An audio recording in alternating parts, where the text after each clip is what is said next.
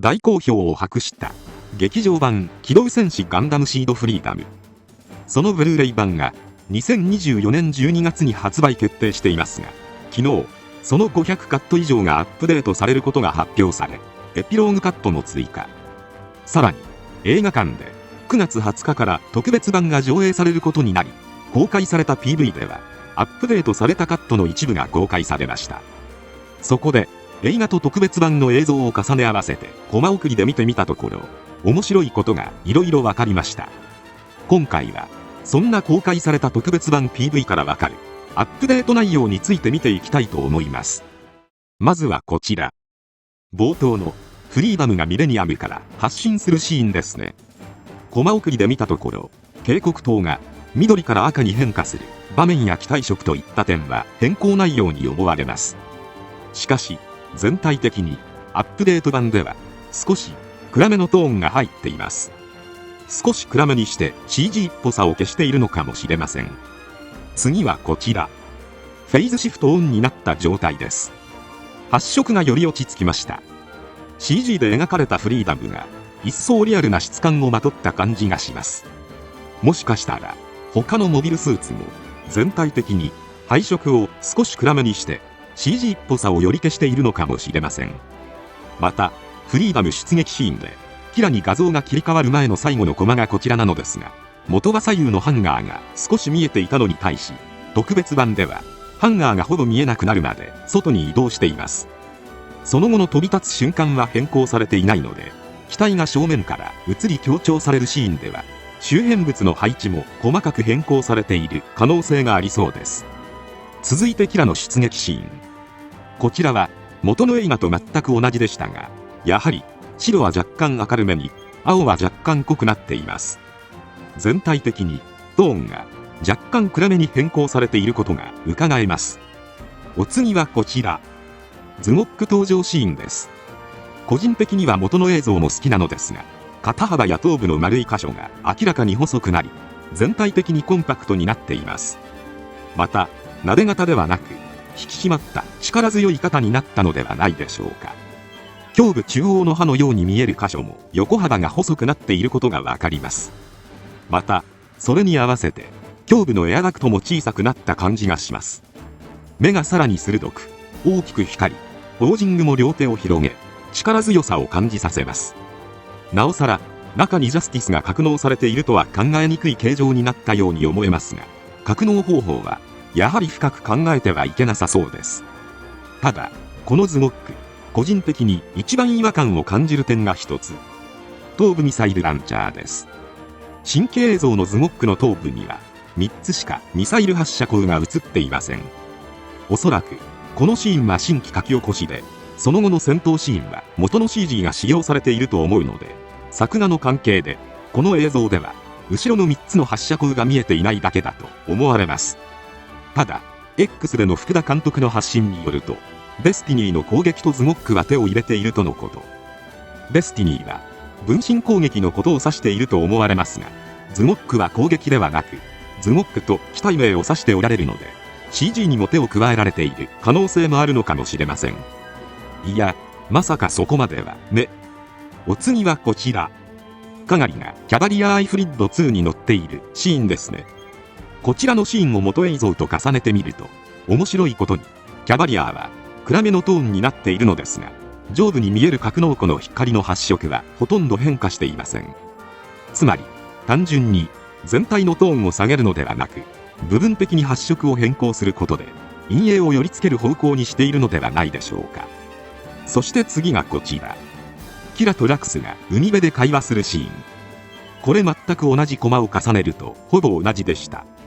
夕日の配色もキラとラクスの表情なども全て一致します。発色も同じです。ただこのシーン重ねて比較してみると微妙に違うのが、キラとラクスにほんの少しだけぼかしが入っています。画質の違いかなとも思ったのですが、重ねてみると背景は完全に一致するのに2人はほんの少しだけぼやけます。その直後のキラが映るシーンでも同様でした。同じシーンの画像を重ねて見てみると構図は完全に一致します。ただ輪郭などの線がくっきりしていたところがぼかされています。ラクスのシーンに関しても同じく輪郭などの線がぼかされています。過去の回想シーンなので現在のシーンと区別するために見やすさを重視しつつも回想ということを印象つけるために変更されているのかもしれません。もしくは線が粗くなる箇所はくっきりしすぎてドットが粗く見えないように調整されているのかもしれません。お次はこちら。イングリッドがラクスに対し、それに従い人に必要とされて生きるのが私たちの幸せではないのですかと問うシーンです。元映像だとラクスは悲しそうな顔をしていて、新規映像では怪訝な表情を浮かべています。この後ラクスは毅然とした態度で誰にでも自らが生きる道を選ぶ権利があるときっぱりと答える場面なので、悲しそうにうつむくシーンではないということから表情が変更されたと思われます。またイングリッドの動きに躍動感が出ています。小説版でのこのシーンはラクスの愛らしさ、毅然とした態度、オルフェのラクスへの思いといったことへの葛藤から自分の行き場のない感情をラクスにぶつけるところなので、淡々と話す感じではなく躍動感のついた動きになったのではないでしょうか。次がこちら。キラがアスランにボコられる中、巻き添えを食らったシンを支えるヒルダと仲間たちのシーンです。HD リマスター版になったのかと思うほど画質が向上しました。ヒルダとシンとマリュウの表情はもちろん、奥のメイリンとエリカにも抜かりはありません。表情もだいぶ豊かになっていて、ヒルダの姉御肌がわかる力強さが表現されていたり、喧嘩が収まってホッとするシンの心が表現されている感じがします。ちなみにネットではこのシーン、マリュウとヒルダはあれが大きくなってないと話題になっているのを見かけましたが、特にヒルダに関しては確かに分かりやすく変化した気がします。まあ何とは言いませんが。次がこちら。ファウンデーションに到着した日の夜、キラがラクスを追いかけるところのシーンです。こちらもキャバリアーのシーンと同じく照明の位置が異なっています。歩道に設置されたライトがミレニアムとアークエンジェルを照らしているのですが、元映像だとライトの奥に見えるクレーンが少し明るくなっていて、艦艇は暗めになっていましたが、艦艇が明るめになり、奥のクレーンの上の方は暗めになっています。よく見てみると確かにこの照明だとライトの上が明るくなるのは違和感があるので、この照明の当たり方が正しいのかなと思いますが、差を見比べてみて初めて気づきました。太陽や照明などの陰影に関しては全体的に大きく修正が入っていると考えられそうです。またミレニアムとアークエンジェルの航空灯がついていなかったのが変更後は点灯しています。このシーンはキラが内部でプラウドディフェンダーの整備をしている中、ラクスを追って出てきた後の場面なので、2艇とも稼働状態にあるため航空灯が光っているのが正しいということで点灯状態に変更していると思われます。お次はこちら。オルフェがラクスを求める中、門番をしているイングリッドの姿です。このシーンは小説版のイングリッドの心情からすると元映像の解釈が正しいと思われる内容になっていました。小説版では部屋の様子を聞いていたイングリッドがオルフェの苦しみが胸に痛いと感じつつも、ラクスと結ばれるのも辛いと、どちらに転んでも自分には辛い状況なので涙をこぼしていたシーンです。なので泣いた後というのが正しいはずなのですが、変更後は毅然とした顔になっています。おそらくここが変更された理由として考えられるものは2つあり、1つは部屋から出てきたオルフェに毅然とした表情を見せているのに、その直後に泣き顔になっていると前後のつながりが薄れてしまうから。もう1つは泣き顔を見せると自分の弱みをさらけ出すことになるので、心を読めるオルフェに自分の思いを読み取られてしまうことにつながりかねないため、毅然とした態度を何としても取らなければならないからということではないでしょうか。小説版とは異なる描写に変更された感じがしますが、アコードの能力を考えるとこの描写が正しいのかなという気がします。元映像だと涙目でオルフェに「はい」と答えていますが、新規映像でははっきりと「はい」と答えていそうな描写なので、声の新規収録もあると思われます。お次はこちら。最初の戦闘後、アークエンジェルに乗艦したシーンです。こちらも元映像と重ねて比較したところ、変化は特にありませんでした。ただやはり輪郭の粗いところが目立たないように処理されているので、単純に画質が向上したと思われます。次がこちら。これは有名なシーンですね。キラの前にあるモニターの時計の時刻が修正されています。元映像では、キラが画面を見ている時の時刻が23時43分だったので、ラクスが起きた時の時刻は、それより後になるべきなのですが、作画ミスで時刻が同じになってしまっていたことが明かされています。そこが修正されました。また、このシーンも重ねて見てみると、構図は同じなのですが、照明の当たる位置によって光加減が変わっています。例えば、ライトの上に当たる棚の上のものは若干暗くなり、照明の下側は発色があまり変化していません。ここは全体のトーンを落とすのではなく、照明位置によって見え方を変えていることがわかります。次がこちら。ミレニアムに戻ったラクスがデスティニープランを否定する演説を行った時にそれを聞く係のシーンです。ここは大幅に変更されました。修正前はラクスの演説を真剣に聞き入る様子でしたが、変更後はラクスが無事で安堵するような表情にも見えます。ちなみにこのシーンの直前に映るミリアリアも係と似た深く思いを募らせるような表情をしていましたが、係の表情の変化に合わせ前後のつながりを考慮して他のキャラの表情も変化しているかもしれません。次は戦闘シーン。ギャンと105ダガーが戦っているのですが、このシーンは変更前と重ねてみても違いが分かりませんでした。ライジングフリーダムと異なり、特に色合いが変化しているわけでもありませんでした。ただ、キャラと同じく思いっきり拡大してみると、ドットの粗さがほんの少し緩和されているようにも見えます。ライジングフリーダムの戦闘シーンの方も重ねて検証したところ、色合いの変化は特に乱れず、ほんの少しドットに見える箇所が緩和されているような印象を受けました。他に何か変更点があるかなと思い、映像を重ねてそれぞれコマ送りもしてみましたが、フレーム単位での動きも完全に一致したので、特に違いは感じませんでした。もしかすると映像はそのままにモビルスーツの CG の若干粗く見えるところを緩和する修正が入っているのでしょうか。またライジングフリーダムがデストロイを破壊して地球連合軍が撤退しようとするシーン、こちらも全コマ変更前と同じ内容と発色になっていました。ここも粗さを緩和する処理が入っているのかもしれません。ちなみにその後のフリーダムたちが介入するシーンも同様でした。オルドリン自治区の戦いはより滑らかにする処理が施されているということなのか、まだ見ぬ新規追加シーンがあるか楽しみにしておくのが良さそうです。そしてお次はこちら。ズゴックからインフィニットジャスティス錦が登場するシーンです。かなり色合いが変化しました。赤色が全体的に濃いめになり、単身砲でより装甲が崩れ落ちている様子がわかります。また爆発する光が黄色一色ではなく、オレンジのグラデーションがかかった色合いになり、より派手なエフェクトになりました。そして目がズゴックのものではなくジャスティスの目になっています。これはこのシーンの直前ですでにジャスティスの目が光る描写があるので、それに合わせて修正したものだと思われます。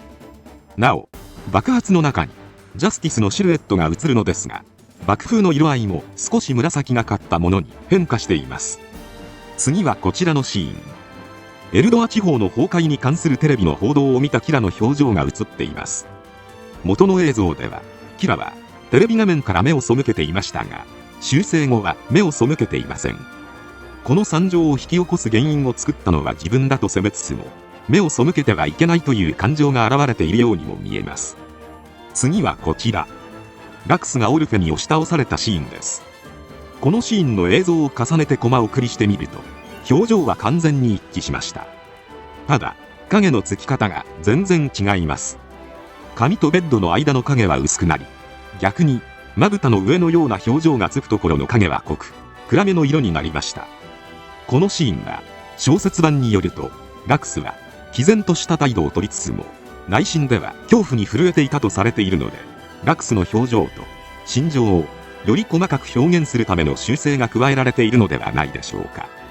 お次はこちら。キラがアコードの能力で洗脳されるシーンです。こちらも色合いや絵柄は変化していませんが、眉毛の上の線の色がほんの少し細くなっているなど、おそらくここも映像として滑らかにしているような感じがします。他にオルフェとラクスがファウンデーションの庭園で会話するシーン、これも見分けが全然つかないので同じ修正かもしれません。そして次がこちら。ブラックナイツが作戦を始める瞬間、合図を送る場面です。ここはかなり変更されています。それはシュラが操縦するブラックナイトスコード芝のコックピットのデザイン。修正前はシュラの腹あたりまで体が見えていましたが、修正版では胴体はほとんど見えなくなりました。横に広がっていたコンソールパネルが横幅が狭くなった感じでしょうか。周囲の機体やカットインが入る他のパイロットたちの画像や小回りは変更されていなかったので、コックピットデザインのみが変更されていると思われます。コックピットに映るブラックナイツをより鮮明に映すための変更なのかもしれませんが、凄まじいこだわりを感じます。次がこちら。ラクスがイングリッドに銃を向けられ、キラが来たと感じ取った時のシーンです。ラクスの表情が大幅に改良されました。一瞬嬉しそうな表情を見せつつ、毅然とした表情に切り替わっています。キラが生きていたことへの嬉しさと立ち向かう意志が強く表現されていて、さらに感情が見て取れるシーンになったのではないでしょうか。次はこちら。オルフェがブラックナイトスコードカルラで出撃しようとするシーンです。よくよく見ると、変更前は一部作画が荒いコマがあったからか、全てのコマでキリッとした表情になりました。全体的にはキリッとした表情ではなく、不敵な笑みを浮かべた感じに変更されているので、予想外のことはいろいろあったが、こちらの圧勝には変わりない。余裕で倒してやるぞというオルフェの余裕を表しているのかもしれません。お次はこちら。監禁を逃れたラクスが放送の準備を要請するシーンです。ラクスとメイリンの作画が差し替えられ、より綺麗になりました。また空席だったシートにラクスの秘書リン・マオが座っています。リンはファウンデーション王国崩壊後、出番が全くなくなったので生死不明ということで、ネットではどうなったのか気になるという声が上がっていたキャラですが、今回改めて生きていたことが判明しました。なおミレニアムなどキャバリアーの外部の映像は全く同じものですが、ミレニアムの看板の色を比較すると変更後はほんの少しだけトーンが暗めになっています。次はこちら。ズゴックから中身のジャスティスが出てきたシーンです。フェイスマスクが横長になり、目つきが柔らかくなりました。さらに連結ビームサーベルを取り出すシーンがこちら。元の映像ではコックピットブロックの上の方が全て赤になってしまっていましたが、きっちり白色に修正。また細かいこだわりが感じられるのがビームサーベルの先端。インフィニットジャスティス2式のビームサーベルはストライクフリーダム2式と共通という設定があります。そのためサーベル先端の形状は本来同じになるはずです。しかし映画ではなぜか旧インフィニットジャスティスと同じ形状になっていました。しかし今回の修正版では先端もきっちり修正された形状になっています。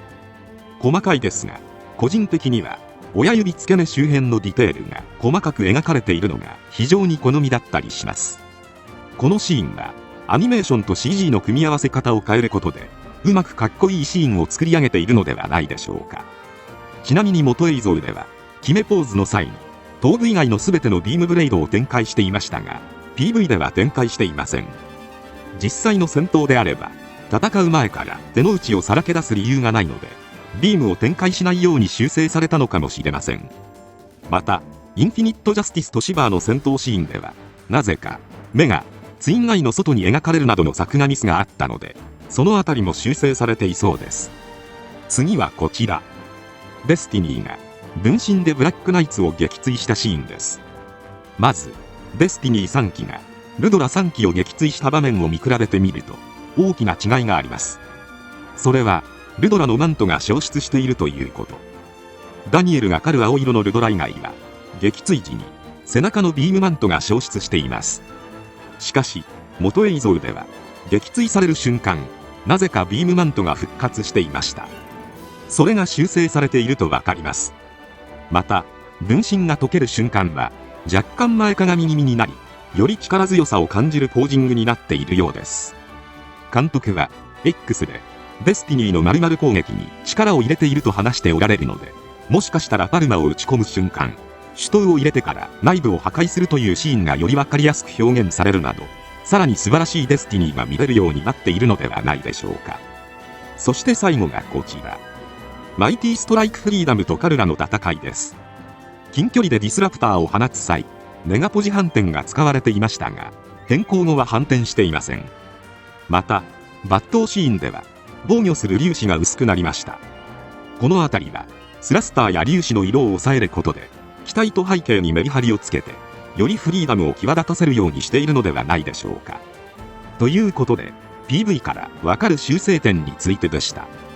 CG で描かれるモビルスーツに、さらに重厚感が出たり、キャラの表情が豊かになっていたり、細かな作画ミスも修正されていたりといった点が見られます。また、エピローグカットが追加されているとのことなので、小説版でのみ知ることができるエンディングの後日談についても映像化されるのかもしれません。ということは、レクイエムを破壊しに向かう、イザーク、リアッカ、シン、アスランの掛け合いが追加されているかもしれません。個人的には、そこに期待したいところです。皆様は、どんなシーンが追加されると思いますか？ぜひコメントで教えていただけたら嬉しいです。今回は以上となります。チャンネル登録されるかはお任せいたしますので、もしよければ、もう一本、動画を見ていただければ、とても嬉しいです。最後までご視聴いただき、ありがとうございました。